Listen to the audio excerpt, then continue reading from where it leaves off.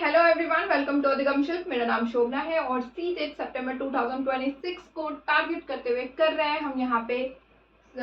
Topic हमारा English pedagogy है और इंग्लिश पैडागोजी की अगर हम बात करें तो इंग्लिश पैडागोजी का आज जो है हमारा डे 3 है। इसमें हम पैडागोजी के टोटल 15 क्वेश्चंस डिस्कस करने वाले हैं विद डिटेल। ठीक है, so let's start the topic और 15 क्वेश्चंस को हम फटाफट डिस्कस करते हैं।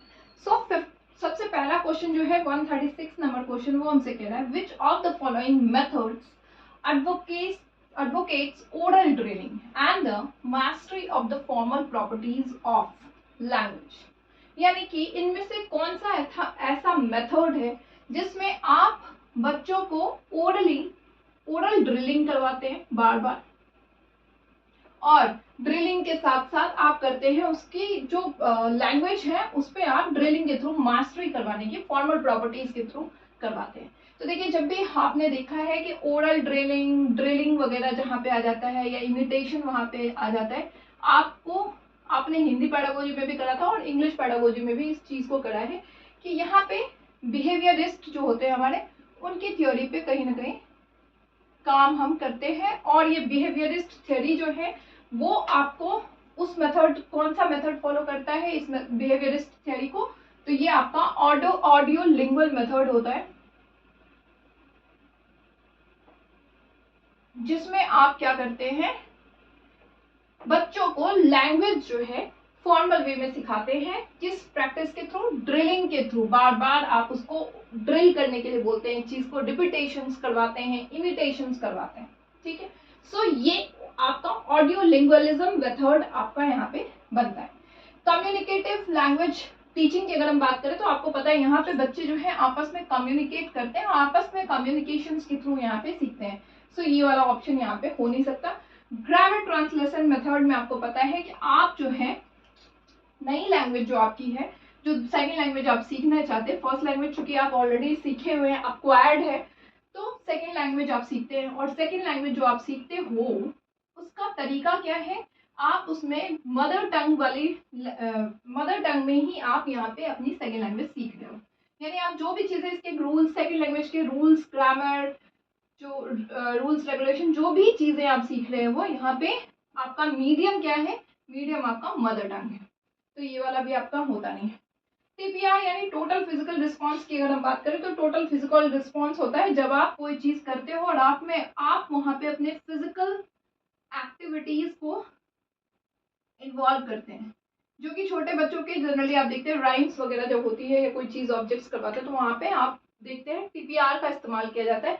इसमें बच्चे एक्टिवली पार्टिसिपेट करते हैं और उनको लर्निंग में मजा आता है, तो ये भी ऑप्शन एलिमिनेटेड है यहाँ पे। So first number option will be the right answer for this question.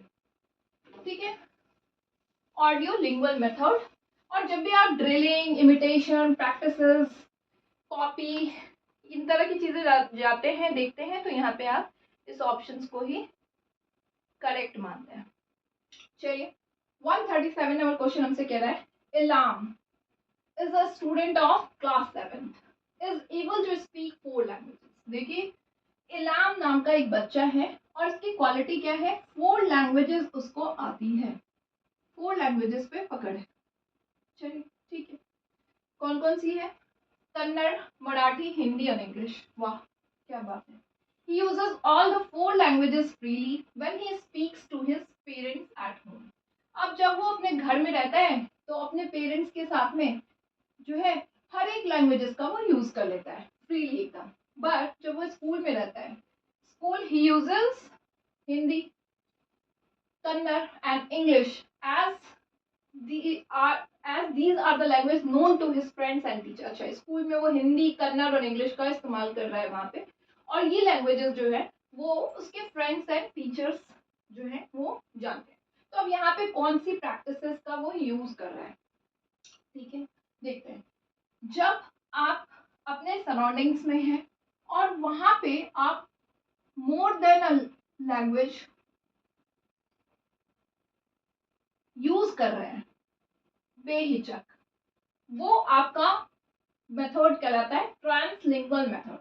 ठीक है, जिसमें आप आपका मन कर रहा है हिंदी बोल रहे हैं, हिंदी बोलते बोलते आपने इंग्लिश की तरफ बोल दिया, इंग्लिश बोल रहे हैं, इंग्लिश बोलते बोलते मराठी बोल रहे, मतलब जो भी लैंग्वेजेस आपको यूज आता है मोर देन वन प्लस आप वो फ्रीली यूज करते हैं, तो वो ट्रांसलिंगुअल एबिलिटी कहलाता है। ठीक है, अब कोड मैशिंग क्या होता है? कोड मैशिंग होता है जब आप बोलते बोलते दो लैंग्वेज को मैश कर देते हैं, चाहे जैसे इंग्लिश हम यूज करते हैं।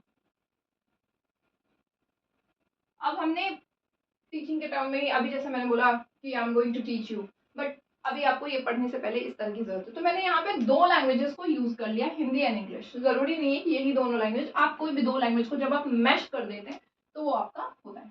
कोड मूविंग क्या है?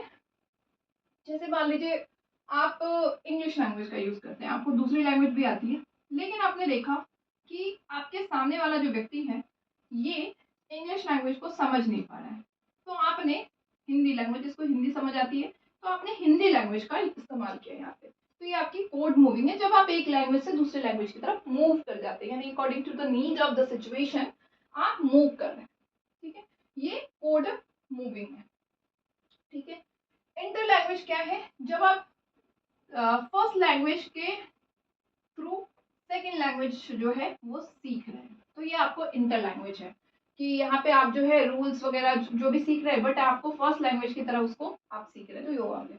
ट्रांसलिंगुअल यहाँ पे आपका आंसर बनता है ट्रांसलिंगुअल एबिलिटी, जिसमें आप क्या कर रहे हैं, more than a language freely आप यूज कर रहे हैं। आपको आप बोल रहे हैं कि जैसे मान लीजिए बच्चा को आपने पूछा कि बताओ तुम इवेपोरेशन के बारे में तुमको क्या पता है, बच्चे ने आपको इवेपोरेशन के बारे में बताया कि ma'am evaporation is the process जिसमें जो है आप अगर हीटिंग देते हैं तो पानी जो है इवेपोरेट होना स्टार्ट कर रहा है, इस तरह से आपको चीजें बता रहा है। तो यहाँ पे वो क्या कर रहा है, more than a language use कर रहा है, ये आपका ट्रांसलिंगुअल एबिलिटी होता है, और यही आपका राइट आंसर भी बनता है। ठीक है, चलिए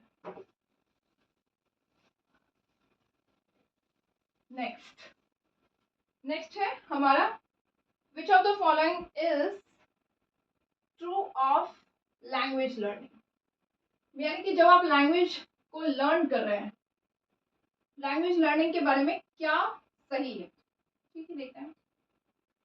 कह रहे हैं knowledge of the native and first language interfere in the learning of second language. जब आप लैंग्वेज लर्न करते हैं, यानी कि आपको पता है आप जन्म से जिस लैंग्वेज को आपने यूज किया है वो तो अक्वायर्ड है, आपने यहाँ पे ड्यूरिंग मतलब जन्म से ही, बर्थ से ही आपने इस चीजों को नेचुरल वे में सीखा है, आपको किसी ने यहाँ पे इसको सिखाया तो नहीं है।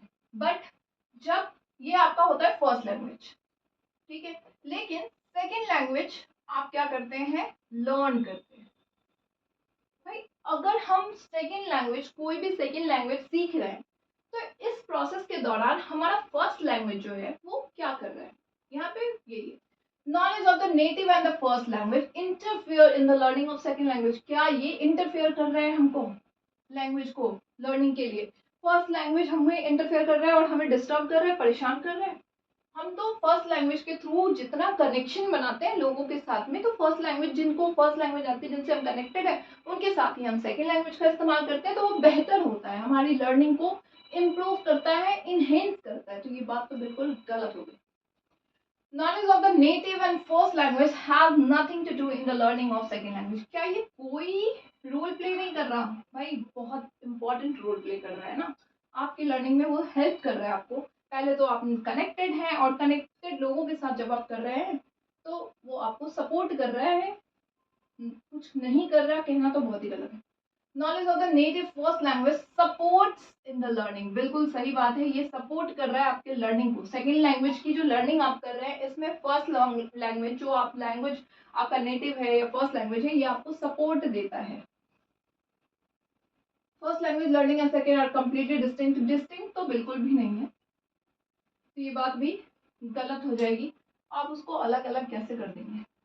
आपका फर्स्ट लैंग्वेज, जब आप स्कूल जाते हैं वहाँ पे प्राइमरी स्कूल में सबसे पहले मदर टंग के साथ बच्चों को जो है यहाँ पे किया जाता है, कनेक्ट किया जाता है, तो वहाँ पे सपोर्ट करना है, वो डिस्टिंक्ट तो नहीं कर सकता। ठीक है, 139 नंबर क्वेश्चन, 139 नंबर क्वेश्चन हमसे कह रहा है a teacher of the class 6 brought items like, spoon, plate, utensils, boxes, pan to her classroom.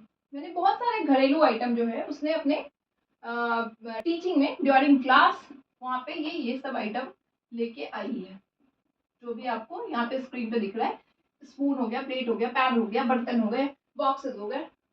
And teach vocabulary, purpose क्या है कि ये इन आइटम्स के थ्रू बच्चों को वोकैब्स की नॉलेज दे रही है, ठीक है। And from there writing a description of objects in the kitchen, और वो इस वोकैब्स के जरिए और डिस्क्रिप्शन भी दे रही है बच्चों को, this is pan, this is ये, और उसके बारे में 2 लाइन 1 लाइन जो भी सेंटेंसेस है वो करवा रही। तो भाई ये कौन सा लैंग्वेज टीचिंग होता है? देखिए, जब आप अपने आसपास की चीजें जो होती हैं उनका इस्तेमाल टीचिंग के लिए कर रहे हैं, टीचिंग पर्पस के लिए आप करने लगे,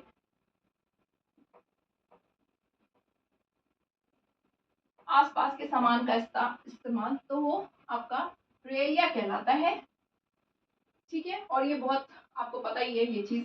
टीचिंग मटेरियल्स नहीं कहलाता, क्योंकि टीचिंग मटेरियल्स में आपके बहुत टीचिंग से रिलेटेड चीजें जो है टीचिंग मटेरियल्स हो जाती हैं।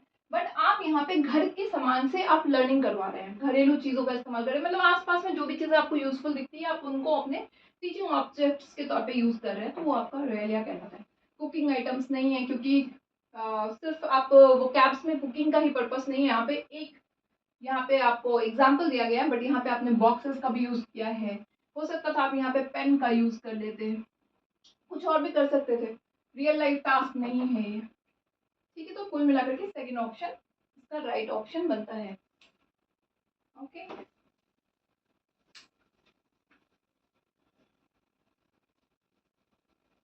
नेक्स्ट है डिक्लेरेटिव नॉलेज इज। देखिए, 2 टाइप के नॉलेज के बारे में हमारे बहुत इंपॉर्टेंट है, एक आपका डिक्लेरेटिव होता है, एक आपका प्रोसीजर होता है, प्रोसीजर नॉलेज। क्या है ये दोनों? डिक्लेरेटिव नॉलेज आपका जो है उसमें आपको क्या है, रूल्स के बारे में पता है, यानी आपने यहाँ पे थ्योरी पढ़ा है, ठीक है, थ्योरी पता है, यहाँ पे आपको रूल्स पता है कि क्या है, बट इसको आपको थ्योरी के बारे में समझिए। जैसे मान लीजिए कुकिंग के बारे में एक एग्जांपल देती हूँ कि आपको किसी इंग्रेडिएंट्स को बनाने की थ्योरी पता है कि शाही पनीर कैसे बनती है या मटर पनीर कैसे बनती है, तो जब आपको उसके बारे में पता है कि इसमें ये आप इंग्रेडिएंट्स डालेंगे, ये डालेंगे, ये डालेंगे, तो आपको यहाँ पे पता है, बट आपने उसको अब तक प्रैक्टिकली इम्प्लीमेंट नहीं किया है,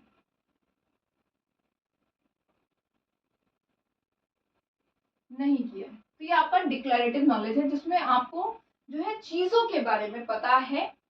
पढ़ाई में आपको जो टॉपिक आप पढ़ रहे हैं, जो आप लैंग्वेज पढ़ रहे हैं, उसमें आपको ग्रामेटिकल इंफॉर्मेशन सारी चीजें हैं, ठीक है, बट आपने उसको प्रैक्टिकली इम्प्लीमेंट नहीं किया है। लेकिन प्रोसीड्यूरल नॉलेज क्या है आपका, इसमें आपको पता है, आपने इसको प्रैक्टिकली अप्लाई किया है, प्रैक्टिकल वर्ल्ड में आपने इसको अप्लाई किया है, तो ये हो गया। अब लैंग्वेज में इसका एग्जांपल दो, तो बहुत सारे लोग जो होते हैं उनको रूल्स के बारे में बहुत अच्छा, ग्रामर्स की बहुत अच्छी इंफॉर्मेशन होती है, तो वो हो गए आपके। बट बहुत सारे ऐसे लोग होते हैं जो आप स्पीकिंग बहुत अच्छी करते हैं, तो उन्होंने उस चीज को अप्लाई किया है, तो ये दोनों में फर्क होता है। चलिए देखते हैं, क्या knowing the pronounce word in the language, क्या प्रोनाउंसिएशन पे नहीं है, आपको यहाँ पे ग्रामर के बारे में पता है। सेकंड है आपका knowledge about the grammatical items, आपको ग्रामेटिकल आइटम्स के बारे में नॉलेज पता है, चलिए पता तो है, देखते हैं आगे। Knowing how to identify an error in the grammatical item, आप सिर्फ एरर के बारे में यहाँ पे बात नहीं करें। Knowing how to do the grammatical items, how to do तो आपका प्रोसीजरल हो गया ना, कि आपको पता है इसको कैसे करना है, बट आपको यहाँ पे सिर्फ नॉलेज है, तो सेकेंड ऑप्शन जो है वो आपका यहाँ पे जाता है, जिसमें आपको नॉलेज तो है बट आपने इसको प्रैक्टिकल वर्ल्ड में इम्प्लीमेंट नहीं किया है अब तक, और जब आप प्रैक्टिकल वर्ल्ड में इम्प्लीमेंट करते हैं तो वो आपका प्रोसीजरल कहलाता है, ठीक है।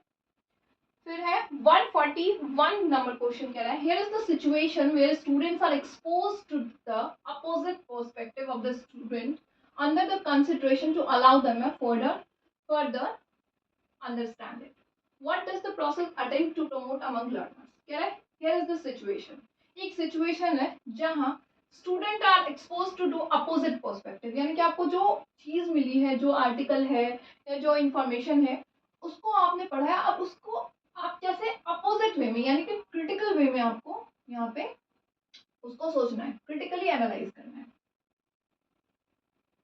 ठीक है, करना है। और ये किस चीज में आप कर रहे हैं? लैंग्वेज में आप कर रहे हैं, ठीक है। कह रहा है of the subject under consideration to allow them further understanding. और how does the process attempt to promote among learner. अब इस प्रोसेस से आप क्या कर रहे हैं? जब आप किसी चीज को क्रिटिकली लैंग्वेज में एनालाइज कर रहे हैं तो आपकी वो बनती है critical literacy. Analysis, critical analysis क्या होता है कि आप किसी भी चीज को किसी भी पॉइंट ऑफ व्यू में किसी भी टॉपिक्स को लेकर के आप उसको क्रिटिकल जो है सोच रहे हैं क्रिटिकल तौर पे। लेकिन जब आप क्रिटिकली किसी लैंग्वेज में आप काम कर रहे हैं तो ये क्रिटिकल लिटरेसी आपका है, जिसमें आपकी क्रिटिकल लिटरेसी पावर जो है इनहेंस हो रही है, ठीक है। प्रोसेस बेस्ड पेडागोजी इसमें है नहीं, और लिटरेसी डेवलपमेंट अभी हम कर नहीं रहे हैं क्योंकि हम उसको अपोजिट पॉइंट ऑफ व्यू से कर रहे हैं। जब हम लिटरेसी डेवलपमेंट का प्रोसेस होता है तो आप कोई भी पॉइंट है उसको आप पॉजिटिव वे में अगर है तो उसको पॉजिटिवली जब आप काम कर रहे हैं उस पर अपना एनालिसिस दे रहे हैं तो वो आपका लिटरेसी डेवलपमेंट। बट यहाँ पे अपोजिट पर्सपेक्टिव पे बात हो रही है, इसलिए इसका ऑप्शन थर्ड बनता है, ठीक है।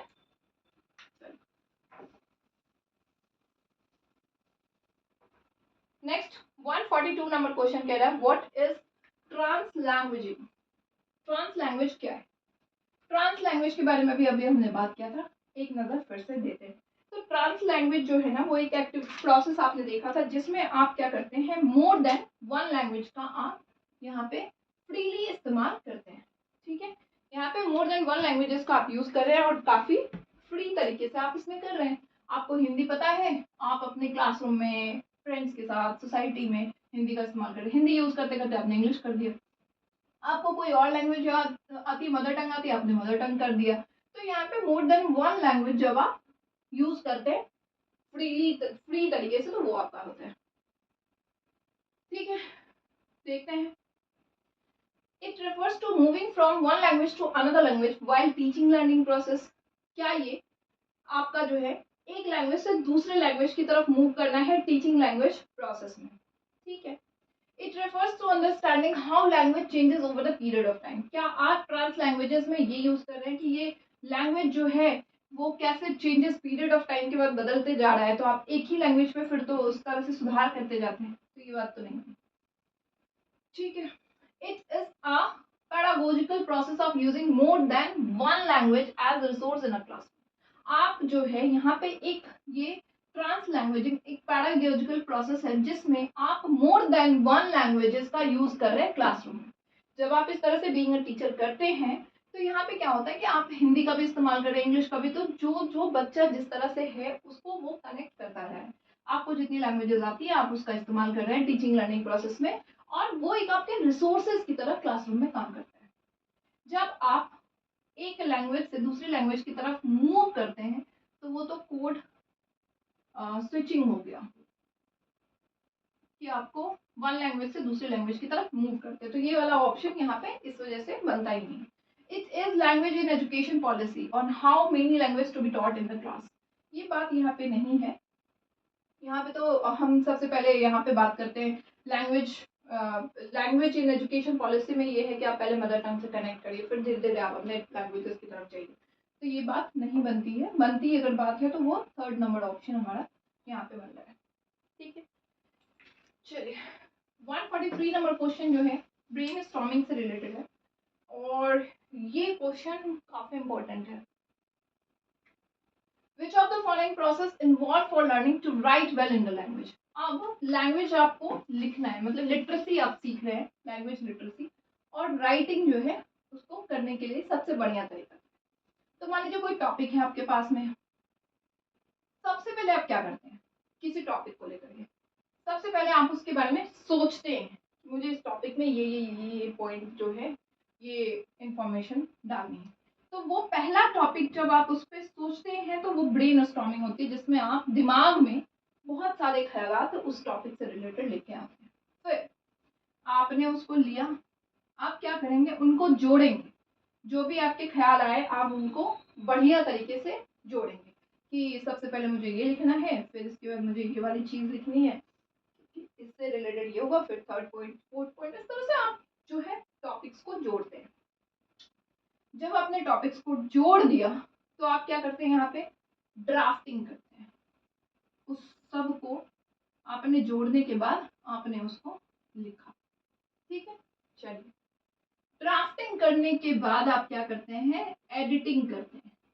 एडिटिंग में क्या होता है, आप यहाँ पे जो भी आपने ड्राफ्ट किया था उसको चेक करते हैं, कहाँ क्या गलती है, मेरा क्या ग्रामेटिकल मिस्टेक्स है, इस तरह से आप करते हैं। ठीक है, और फिर आप एक आउटलाइन तैयार करते हैं, फाइनलाइजिंग करते हैं। ये आपका कुल मिलाकर के राइटिंग, अच्छा लैंग्वेज में लिखने का तरीका जो है, लैंग्वेज लिटरेसी राइटिंग स्किल्स जो होती है वो आपका होता है। ठीक है, तो यहाँ पे देखते हैं पहला ऑप्शन हमारा कहता है ब्रेनस्टॉर्मिंग। ठीक है, ये तो बात सही है, सब में ब्रेनस्टॉर्मिंग, सब में। ठीक है, आप सबसे पहले आउटलाइन बना लेंगे, आउटलाइन सबसे लास्ट में आप बनाते हैं, तो ये ऑप्शन पहला वाला ऐसे ही एलिमिनेटेड। ज्वाइनिंग डाउन पॉइंट्स, बिल्कुल सारे पॉइंट्स को आप ज्वाइन कर रहे हैं। ठीक है, राइटिंग द ड्राफ्ट आपने कर दिया, फिर राइटिंग द ड्राफ्ट के बाद आप आउटलाइन नहीं बनाएंगे, आप सबसे पहले एडिटिंग पे आएंगे कि ड्राफ्ट के बाद आप एडिटिंग कर रहे हैं, उसमें क्या गलत है, क्या सुधार की गुंजाइश है, क्या मैंने ग्रामेटिकली एरर किया है, कुछ किया है, कुछ रिटन स्ट्रक्चर मैंने टेंसेस का गलत इस्तेमाल तो नहीं किया, तो ये चीज़ें हैं। तो ये ऑप्शन भी आपका एलिमिनेटेड है। Writing the draft, editing, making an outline, और फिर आप करते हैं उसको फाइनलाइजिंग। सिक्स्थ वाला ऑप्शन जो है वो यहाँ पे करते हैं। आउटलाइन तैयार करके आपने देखा कैसे ऐसे ऐसे, ठीक है, मेरा सब कुछ सही चल रहा है, तो ये थर्ड नंबर ऑप्शन बनता है। यानी कि फर्स्ट स्टेप सबसे पहले इम्पोर्टेंट है कि आप जब लिखेंगे सबसे पहले ब्रेनस्टॉर्मिंग करेंगे, जिसमें आप दिमागों में अपनी चीज़ों की बारिश करेंगे, वर्षा करेंगे, ये पॉइंट्स मुझे लिखना है। दूसरा चीज़ आप करते हैं कि सारे पॉइंट्स को आप ज्वाइन करते हैं। ठीक है, ये भी याद रखना है। तीसरी चीज़ें क्या करते हैं, हम ड्राफ्ट तैयार करते हैं। ड्राफ्ट करने के बाद उसको चेक करेंगे, यानी एडिटिंग करेंगे, और उसके बाद एक आउटलाइन आपका बनता है। ठीक है, आउटलाइन आप बनाएंगे, ये मेरा आउटलाइन है इस तरह से, और फिर उसको फाइनलाइज कर देंगे। तो थर्ड नंबर ऑप्शन जो है वो सही बनता है इसके लिए। Okay, 144 number question. 144 नंबर कह रहा है question, learner is the class of social science trying to capture the main ideas of the classroom. मतलब सोशल साइंस की क्लासेस चल रही है और एक बच्चे जो है वहाँ पे वो उस टॉपिक से रिलेटेड जो भी पढ़ाया जा रहा है उस टॉपिक से रिलेटेड जो मेन आइडियाज हैं, मेन चीज़ें हैं, मेन पॉइंट्स हैं, उसको वो क्या कर रहा है, कैप्चर करने की कोशिश कर रहे हैं। ठीक है, तो और उसको वही मेन आइडियाज को वो पॉइंट्स बना करके लिख रहे हैं, नॉट पूरी तरीके से, जो चीज़ें वो पढ़ रहे हैं उनका एक पॉइंट उन्होंने लिख दिया कि अच्छा ये एग्रीकल्चर, अच्छा एग्रीकल्चर, क्रॉप्स, तो इस तरह से आपने एक एक पॉइंट जो है बनाना स्टार्ट कर दिया। अब ये कौन सी स्किल आपकी कहलाती है, देखिए जब आप पढ़ाई में स्टडी से रिलेटेड चीज़ें करते हैं, पढ़ रहे हैं, और आप अपने क्लासरूम के दौरान प्रोसेस, टीचिंग लर्निंग प्रोसेस के दौरान बहुत सारे मेन आइडियाज पे फोकस कर रहे हैं और उनके पॉइंट्स बना रहे हैं, तो वो आपकी स्टडी स्किल कहलाती है। ठीक है, ये सबसे बढ़िया तरीका है टीचिंग का, टीचिंग लर्निंग प्रोसेस का, स्टडी स्किल, जिसमें बच्चे जो है पूरी तरीके से करते हैं। आपका लिसनिंग स्किल्स नहीं हो रहा है क्योंकि यहाँ पे बच्चा एक्टिवली अपनी चीज़ों को सिर्फ लिसन ही नहीं कर रहा है, वो राइट डाउन भी कर रहा है। राइटिंग स्किल्स नहीं है क्योंकि यहाँ पे अगर राइटिंग स्किल होती तो टीचर जो जो चीज़ें लिखवाते, पॉइंट्स, ये वाली पॉइंट्स लिखो, इस पॉइंट्स में ये लिखो लिखो लिखो, तो पूरी तरीके से एक तरह से वो राइटिंग स्किल्स होती। कॉग्निटिव स्किल्स आपकी रीजनिंग यहाँ पे जो है आप लगा नहीं रहे हैं, आप अपने ब्रेन से ज़्यादा आप यहाँ पे फोकस्ड हैं स्टडी स्किल्स पे बारे में, अपना प्रॉब्लम सॉल्विंग स्किल्स यहाँ पे नहीं कर रहे हैं कुछ भी इस तरह से, आप अपने टीचर की चीज़ों को सुन रहे हैं और उसका एक पॉइंट्स तैयार कर रहे हैं। सो स्टडी स्किल्स इसका राइट ऑप्शन बनता है। 145, here is a question, read and found out which typology of the question is belongs to। एक क्वेश्चन है, अब देखिए ये कैसा क्वेश्चन है। Having read the story of the little girl, you feel moved by her suffering and courage to face the trouble। आपने इस little girl के बारे में पढ़ा और आपने देखा कि उसने किस तरह से अपने सफरिंग जो है उसने किस तरह का दुख झेला और किस तरह के करेज जो है उसने रखे हैं जब उसके जीवन में जो है ट्रबल था, परेशानियां थी। You would write a letter to the girl appreciating her. आप यहाँ पे जो है लिटिल गर्ल के बारे में आप एप्रिशिएशन दे रहे हैं, ठीक है। तो write the letter in about 120 words. अब यहाँ पे आप जो है उस लड़की के बारे में आपने जो देखा उसकी चीज़ों के बारे में वहाँ पे आप एप्रिशिएशन में उसके लिए एक लेटर लिखिए।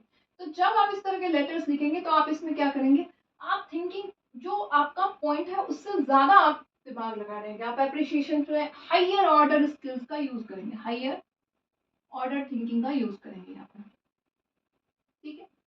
आप इसमें लिखने में beyond the words, beyond the text जाएंगे, वर्ड्स जाएंगे, अपने इमेजिनेशन से ऊपर जाएंगे। तो जब आप अपना इमेजिनेशन हाइपोथेटिकल चीज़ों का यूज़ करेंगे, यहाँ पे अपनी चीज़ों का इस्तेमाल करेंगे, अपने वर्ड्स, अपने सेंटेंसेस इस तरह से आप इस्तेमाल करते हैं तो वो आपका हो जाता है एक्स्ट्रापोलेटिव क्वेश्चंस। ये हायर ऑर्डर थिंकिंग है जिसमें आप बच्चों के रिटन स्किल्स, जो लिटरेसी स्किल्स हैं उस पर आप इम्प्रूव कर रहे हैं, साथ साथ उसके अंदर आप डेवलप क्या कर रहे हैं, आप उसके अंदर हायर ऑर्डर थिंकिंग को डेवलप कर रहे हैं। इसमें बच्चा अपने सेंटेंसेस, अपने टेक्स्ट, अपनी चीज़ों को अपने हिसाब से कर रहा है और बियॉन्ड द क्वेश्चन वो जा रहा है। आपने अप्रिशिएट, आपने एक ही चीज़ यहाँ पे डाला कि आपको अप्रिशिएट करना है उसको, बट आपने बच्चा अब यहाँ पे अप्रिशिएशन के लिए जो भी हाइपोथेटिकल थिंकिंग, जो भी इमेजिनेशन यूज करेगा वो अपनी तरीके से करेगा। तो ये आपका होता है। एक्सप्रेसिव क्वेश्चंस क्या होते हैं, जिसमें आपने बोला कि भाई तुम अप्रिशिएशन के लिए उसको बताओ कि किस तरह से उसने इस तरह से ये इस्तेमाल किया, तो ये उसमें बच्चा अपना एक्सप्रेशन देता है चीज़ों को लेकर के, वो कैसा दुख फील कर रहा है, मुझे बहुत ग्लैड है तुमने ऐसा काम किया, ये किया, वो किया, तो वो होता है। लॉन्ग आंसर क्वेश्चंस ये है नहीं, क्योंकि यहाँ पे सिर्फ लॉन्ग आंसर की बात हुई नहीं। डिस्कर्सिव तब होती जब आप डिस्कशंस के थ्रू काम करते हैं, तो वो भी नहीं होगा। सो फर्स्ट नंबर ऑप्शन यहाँ पे बनता है। 146 नंबर क्वेश्चन, 146 नंबर क्वेश्चन, एक सेकंड इसको मैं 146 नंबर क्वेश्चन कर रहा है। Teacher in the class 8 read out the text of 5 sentences in English twice. अब एक सेंटेंसेस को वो बार बार जो है करा रहे, ट्वाइस टाइप, 2 बार उसको जो है एक सेंटेंस को रीड आउट करा रहे and ask a learner to listen to the text carefully. और बार बार वो कह रहे कि बच्चा मैं जो पढ़ रही हूँ उसको तुम अच्छी तरीके से सुनो। Then she asked them to work in a group. अब उन्होंने क्या किया, उसको ग्रुप में कर दिया है। 4 ग्रुप ऑफ 4, अच्छा, to recreate text near to the one read out, not exactly the same. अब यहाँ पे क्या है कि आप यहाँ पे क्या कर रहे हैं कि बच्चों को जो है आपने जो पढ़ा है उसको रिक्रिएट करने के लिए बोल रहे हैं। आपने एक सेंटेंसेस दिया, अब बच्चे ने अपने दिमाग से 4 ग्रुप में, अब यहाँ पे बच्चा जो है मान लीजिए आपने बोला कि आई एम ओवरवेल्म्ड, तो वहाँ पे बच्चे अब अपने हिसाब से, हो सकता है उसने लिखा कि आई एम एक्साइटेड, किसी ने लिखा आई एम हैप्पी, तो वहाँ पे रिक्रिएट सेंटेंसेस को किए जा रहे हैं, एग्जैक्टली जो उन्होंने बोला वही चीज नहीं हो रही है यहाँ। तो ये कौन सी एक्टिविटी होती है, क्या ये राइटिंग टास्क है?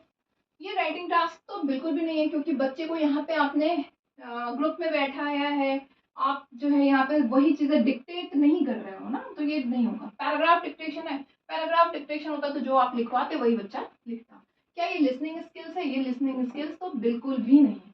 कलेक्टिव डिक्टेशन होता है ये, जिसमें बच्चों को आपने ग्रुप्स में बांटा है और ग्रुप्स में बांटने के बाद आप बच्चों को जो आपने पढ़ाया है उसको रिक्रिएट तरीके से आपने बोला है करने के लिए। तो यहाँ पे बच्चा जो है तरह तरह के नए नए वर्ड्स, नए नए वोकैब्स इसमें इस्तेमाल करता है और ये इसकी वोकैबलरीज को इनहेंस करता है, ठीक है। तो थर्ड ऑप्शन इसका होता है। चलिए 147 नंबर क्वेश्चन, 147 नंबर क्वेश्चन हमसे कह रहा है this refers to the proficiency in academic language or language needed for various content area। देखिए आप दो तरह से भाषा का इस्तेमाल करते हैं, एक फॉर्मल वे में और एक इनफॉर्मल वे में। फॉर्मल वे आपका क्या होता है, जब आप जो है यहाँ पे क्या करते हैं, दूसरों से बात करने के तरीके में आप यूज करते हैं, ठीक है। आप यहाँ पे जो है जैसे जॉब्स के पर्पस से आप किसी के साथ बात कर रहे हैं तो वहाँ पे एक फॉर्मल तरीके से आप बात करेंगे, बिल्कुल नेचुरल वे में तो आप बात करेंगे नहीं जैसे अपने फ्रेंड से बात कर रहे हैं। या फिर आप कह सकते हैं टीचिंग के प्रोसेस के दौरान, एजुकेशन स्टडी के प्रोसेस के दौरान, तो ये आपका फॉर्मल होता है। इनफॉर्मल वे क्या है जिसमें आप अपने फ्रेंड्स के साथ में, फैमिली के साथ में, लोगों पीयर्स के साथ वगैरह वगैरह आप यूज़ करते हैं, तो ये होता है। अब देखते हैं यहाँ पे क्या है, कॉग्निटिव एकेडमिक लैंग्वेज प्रोफिशिएंसी काल, ये आपका है जिसमें आप जो है फॉर्मल तरीके से जब भाषा का इस्तेमाल करते हैं तो वो आपका कहलाता है काल, कॉग्निटिव एकेडमिक लैंग्वेज प्रोफिशिएंसी। इसमें आप फॉर्मल वे में बात करते हैं। और बेसिक इंटरपर्सनल कम्युनिकेशन स्किल्स होती है जब आप एक दूसरे से बातचीत करते हैं इनफॉर्मल वे में, ठीक है। जो भी टर्न टोन का यूज करना है, जब आप फ्रेंड्स के साथ बात करते हैं तो इतना सोचते थोड़ी है, लेकिन जब आप वही जॉब में बैठे हुए हैं और आपके पास मैनेजर है तो आप बहुत ज्यादा चीजों को ध्यान देते हैं, तो ये आपका होता है।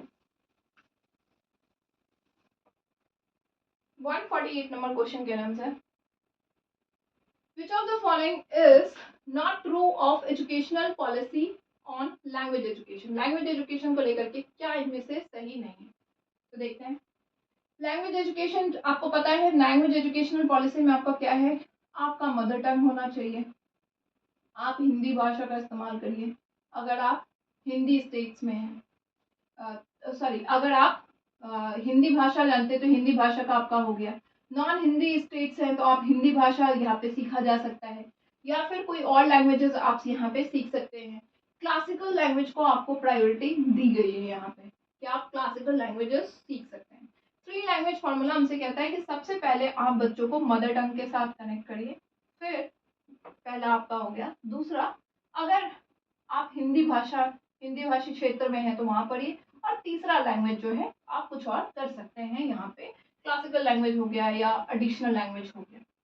बट अगर आप नॉन हिंदी स्टेट्स में है तो पहला आपका मदर टंग हो गया, दूसरा आपका नॉन हिंदी जो भी आप है वो, और थर्ड लैंग्वेज आपकी हिंदी हो सकती है या फिर कोई और लैंग्वेज आप सीख सकते हैं, क्लासिकल लैंग्वेज। तो ये चीजें हैं। अब देखते हैं इसमें से क्या कह रहा है, नॉट ट्रू, इनमें से क्या ट्रू नहीं है। क्लासिकल लैंग्वेज की स्टडी करना थ्री लैंग्वेज फॉर्मूला में है, बिल्कुल सही बात है, और जो सही है वो हमें ढूंढना ही नहीं है। Study of mother tongue home language under three, बिल्कुल सही बात है, और जो सही है वो ढूंढ ही नहीं रहे। Study of Indian language under three language, बिल्कुल सही बात है, ये भी नहीं है। Study of English as language under three language formula, English को अंडर थ्री लैंग्वेज फॉर्मूला में कंपलसरी बिल्कुल नहीं माना गया है, ये आपके चॉइस पर निर्भर करता है, आपका मन है सीखिए, नहीं मन है नहीं सीखिए। तो फोर्थ नंबर ऑप्शन जो है ये नॉट ट्रू होता है। Next 149 which of the following is true of the three language formula. अब नॉट ट्रू तो हो गया, अब ट्रू की बात कर रही है, ठीक है। फॉर्मूला का कॉन्सेप्ट हमने जान ही लिया। All children begin with schooling in the medium of English, क्या इंग्लिश के साथ आपको स्टार्ट करना है, बिल्कुल भी नहीं, हम यहाँ पे बात मदर टंग की करते हैं, तो ये खत्म हो गया। All children begin their schooling in their state languages, बिल्कुल भी नहीं, mother tongue. All children begin their schooling in the official language, official language में आप स्टार्ट करेंगे, बिल्कुल भी नहीं, मैं आगे क्यों करूँ, ये तीनों ऑप्शंस तो एलिमिनेटेड है। All children begin with schooling in there mother tongue, right, यानी कि मदर टंग या फिर होम लैंग्वेज का आप पहले इस्तेमाल करेंगे, फिर आप मूव ऑन करेंगे to more languages by the time they complete their high school, जब वो धीरे धीरे, पहले आप मदर टंग से स्टार्ट करते हैं, फिर दो लैंग्वेजेस आप कंप्लीट करवाते हैं उनको bye the time they complete their high school. इसीलिए सबसे पहले मदर टंग से स्टार्ट होता है, फिर आपने देखा होगा कि ज़्यादातर, मैं हिंदी स्टेट्स की बात कर रही हूँ अभी राइट नाउ, तो हिंदी से बच्चे स्टार्ट करते हैं, फिर इंग्लिश की तरफ जाते हैं, इंग्लिश सीखते हैं, और आपने देखा होगा 6th स्टैंडर्ड से स्कूल्स वाले आपको एक जो है ऑप्शन देते हैं कि या तो आप क्लासिकल लैंग्वेज सीख लीजिए या फिर आप फॉरेन लैंग्वेज सीख लीजिए। यहाँ पे बहुत सारे स्कूल्स अपनी ये चीज़ें देती हैं, और ये 10th स्टैंडर्ड तक चलता है। तो यही चीज़ है कि जब तक बच्चा जो है आपका हाई स्कूल में है तब तक आप इस चीज़ को फॉलो करते हैं कि पहले आप मदर टंग से स्टार्ट कराएंगे, फिर आप दो और लैंग्वेजेस उनको सिखाएंगे, तब तक जब तक कि वो हाई स्कूल कंप्लीट नहीं कर लेते। तो ये आपका 4th number option right option बनता है। And the last one is 150 number question. 150 number question हमसे कह रहा है learning outcomes attempt to enable learners. पहले एक बार लर्निंग आउटकम्स को देखिए। लर्निंग आउटकम्स क्या होता है? लर्निंग आउटकम्स होता है आपने जो पढ़ा है, आपने क्या सीखा है, व्हाट, यहाँ पे। तो ये लर्निंग आउटकम्स है, मतलब मैंने जो पढ़ा है उससे मैंने क्या सीखा है, उसको मैं कैसे इस्तेमाल कर रही हूँ, अब मैं टीचिंग में इसको इस्तेमाल कर रही हूँ, तो ये मेरे लर्निंग आउटकम्स है।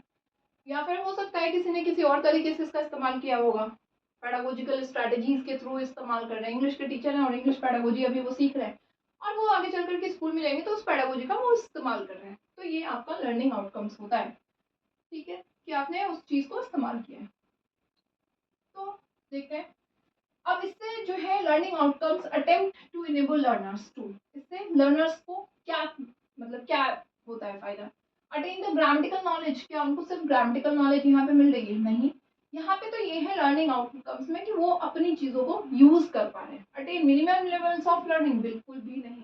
Attain language components in measurable terms, सिर्फ लैंग्वेज कंपोनेंट्स का आप जो है मेजरेबल टर्म्स में जिसको आप माप सकते हो उस टर्म में इस्तेमाल कर रहे हैं। यानी कि मैंने बोला मैंने ना लैंग्वेज सीखा और उसमें ये 4 वोकैब्स मुझे आती हैं, ये 100 वोकैब्स मुझे आती हैं, ये 200 वोकैब सेंटेंसेस का मैं यूज कर लेती हूँ, तो ये तो नहीं हुआ, मेजरेबल टर्म्स में नहीं।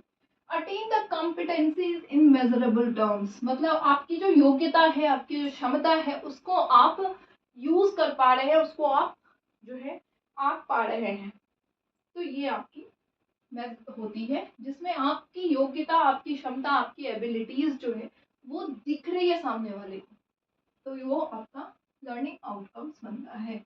सेकंड नंबर ऑप्शन इसका राइट आंसर बनना है। सो 15 क्वेश्चंस इंग्लिश पेडागोजी की आज की कंप्लीट हो चुकी है।